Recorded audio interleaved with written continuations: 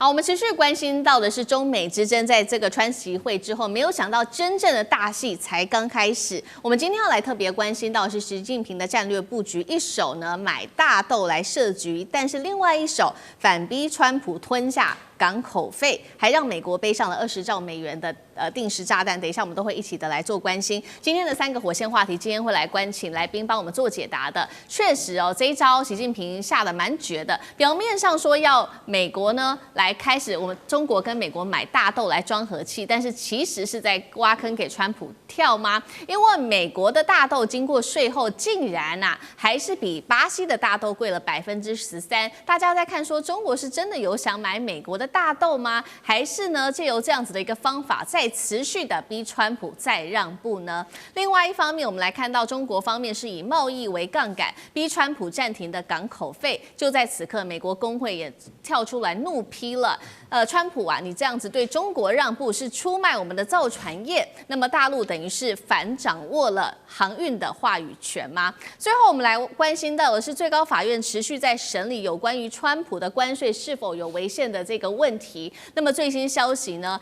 川普的关税如果确定是违法的话，美国得多吐回20兆美元的金额。川普说了，这对国家来说是安全上的大灾难。因此呢，他另外一头持续发2000美元的大红包，希望能够救自己的民调，真的能够做到吗？今天我们都会一起的来做关心。赶快来看到，在川习会之后，大陆的动作非常的多。中国国家主席习近平背后有哪些杀招？今天我们首先看到第一招，就是由中国海关总署最新的宣布，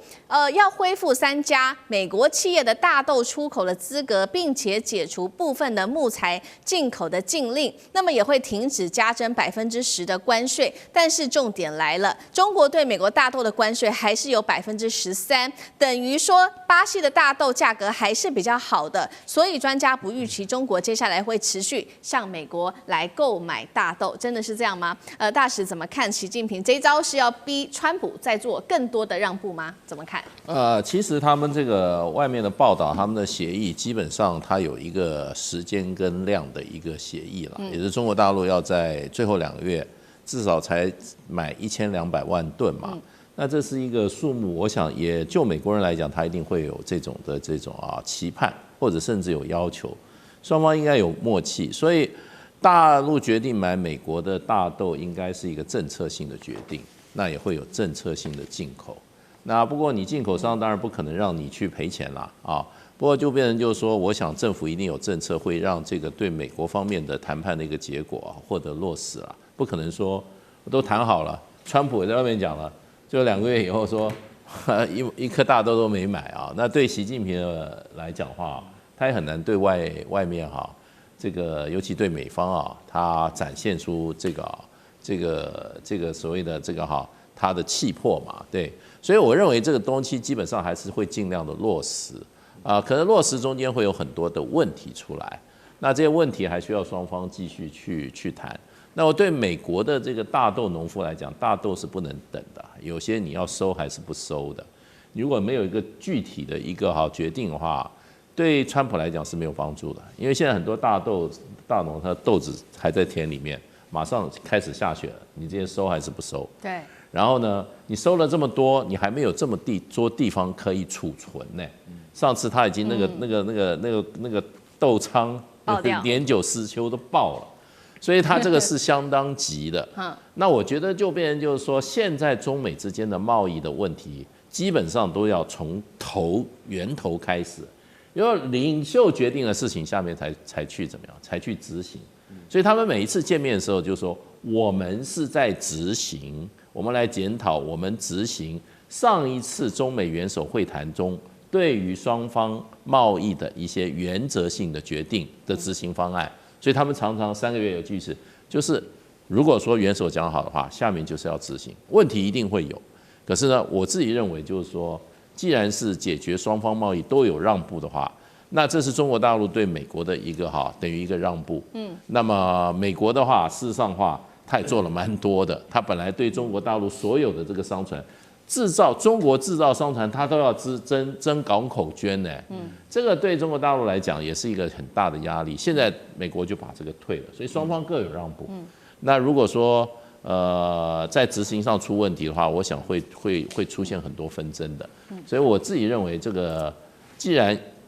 是双方的承诺的话，我觉得中国大陆一定会去做到。而且现在对中国大陆来讲，我看过去的资料，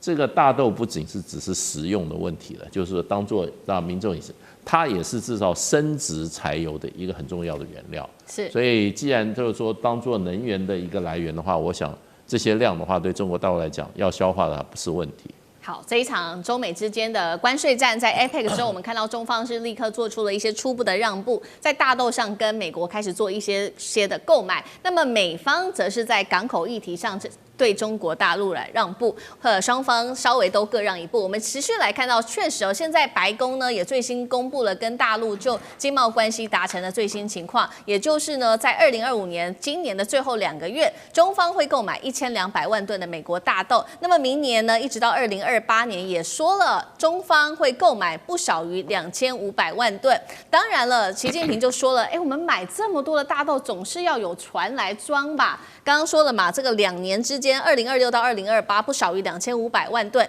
他就说了，至少需要150到170艘的巴拿马型的散装船才能投入啊。那么运力需求呢，预估会提升大约8%到10%。因此，我们就看到了，现在已经确定了，这个美方决定要暂停对于中方的相关的船只港口费的审查，也搁置了这些针对造船业跟海事的双方的调查，为期时间长达1年哦。那同时间呢，这样子的一个让步一出来之后，美国的工会尤其是钢铁工会就怒批川普，他说：“川普啊，你出卖了美国的造船业，让中国可以继续的垄断在海运跟造船领域。”上志哥又怎么看？首先讲一下这2天的大豆啊，这2天在美国的亚特兰大的这个一个农业的一个机构哈，就这2天，然后呢大举的对于中国大陆嚷嚷说，你如果没有在2026年购买2500万吨，我是指就明年哦，他就说美国应该要继续发起关税战，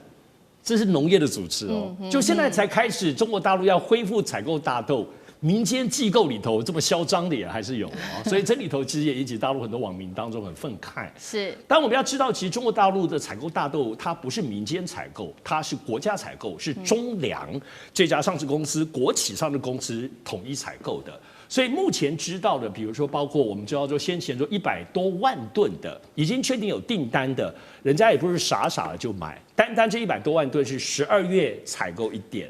2月跟3月陆续采购1点，要确定说至少这3个月美国有信守川习会的承诺，所以人家已经很聪明了。当然，就如同刚刚讲，我们过去现在川习会觉得大豆这个小猫咪根本不占这个部分，有什么好特别谈？为什么要谈？就刚刚其实思敏提到的，因为大豆跟农民有关，运输大豆就需要船运，而船运这一点刚好就可以打破美国先前禁止中国船只的这个部分的一个困局，所以我们现在终于搞清楚了，原来大豆中国让步，